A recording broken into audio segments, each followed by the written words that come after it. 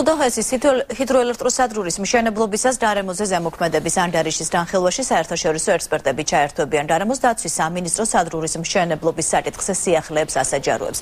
ჟურნალისტებმა განმარტებები მოისმინეს მინისტრისგან და ნიდერლანდების სამეფოს დარემოზე ზემოქმედების კომისიის წარმომადგენლისგან. ხათუნა გოგოლაძის განმარტებით ჰესის მშენებლობის საკითხის აქტუალობიდან გამომდინარე დარემოს დაცვის სამინისტრომ საექსპერტო მომსახურების დაწევის თხოვნით ნიდერლანდების მთავრობას მიმართა. არენდ კოლფოდის თქმით აპრილში საქართველოში 6 საერთაშორისო დონის ექსპერტი ჩამოვა. ისინი ჰესის მშენებლობისა და ექსპლუატაციის დარემოზე ზემოქმედების საკითხს ქართულ სპეციალისტებთან ერთად შეისწავლიან.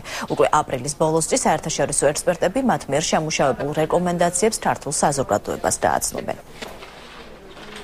საკითხის სიმწვავიდან გამომდინარე და ამ საკითხის მიმართ საზოგადოების მხრიდან დიდი ინტერესის გათვალისწინებით ჩვენ მიზანშეწონილად ჩავთვალეთ, რომ საკითხის შესწავლაში ჩაგვერთო საერთაშორისო ექსპერტები. კერძოდ თხოვნით მივმართეთ ჰოლანდიის მთავრობას, ნიდერლანდების სამეფოს, რომ თავისი მათი დახმარებით მომხდარიყო საკითხის შესწავლა დამოუკიდებელი ექსპერტების მიერად. სამინისტროს მოთხოვნით ნიდერლანდების სამეფოს გარემოზე ზემოქმედების კომისიამ საერთაშორისო ექსპერტების ჯგუფი დააკომპლექტა, რომელიც 6 სპეციალისტისგან შედგება. ექსპერტები საქართველოში აპრილის დასაწყისში ჩამოვლენ.